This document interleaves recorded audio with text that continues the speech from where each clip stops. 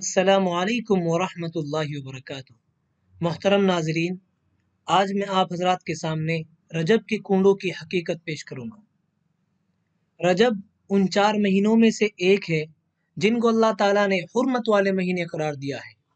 مگر بدقسمتی سے بعض لوگوں نے اس کی حرمت و فضیلت کو نظر انداز کر کے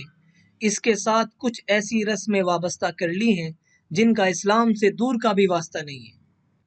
انہی رسموں میں سے ایک رسم کنڈے کی رسم ہے جو اس مہینے کی 22 تاریخ کو منائی جاتی ہے۔ اس رسم کی حقیقت کیا ہے،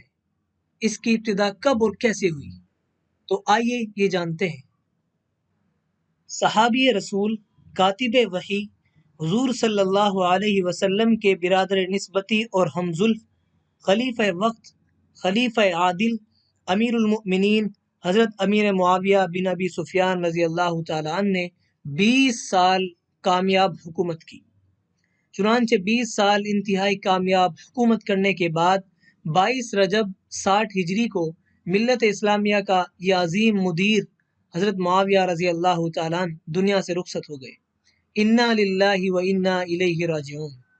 حاسدین معاویہ کے لیے اس سے بڑھ کر خوشی کی بات اور کیا ہو سکتی تھی کہ ان کا جانی دشمن دنیا میں نہیں رہا۔ اس لیے انہوں نے حضرت معاویہ رضی اللہ تعالیٰ عنہ کی وفات کی خبر سن کر خوب خوشیاں منائیں اور اظہار مسرت کے طور پر میٹھی ٹکیاں یعنی کنڈوں کی پوریاں بنائیں اور ایک دوسرے کو کھلا کر اپنے جذبہ اناد کو تسکین دی۔ سوال پیدا ہوتا ہے کہ یہ کارروائی چھپ کر کیوں کی گئی اور انہوں نے حضرت معاویہ رضی اللہ تعالیٰ عنہ کی وفات پر اپنی خوشی کا اظہار کھلم کھلا کیوں نہیں کیا؟ مولانا عبدالعلی صاحب فاروقی لکھتے ہیں،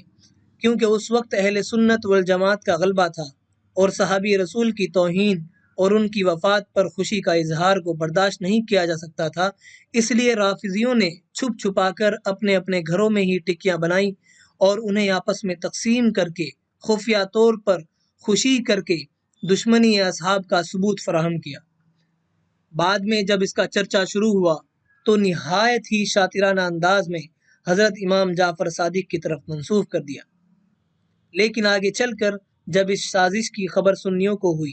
اور اس راز سے پردہ اٹھا تو شیعوں نے اپنا جرم چھپانے کے لیے اس کا رخ امام جعفر صادق کی فاتحہ کی جانب موڑ دیا۔ یہ ہے اس رسم کی اصل حقیقت، جس میں نادانستہ طور پر بعض ناخواندہ اہل سنت بھی شریک ہیں اور اس رسم کو امر دین اور کار ثواب سمجھ کر انجام دیتے ہیں اور یہ نہیں جانتے کہ یہ حب علی کے پردے میں بغض معاویہ کا مصداق ہے۔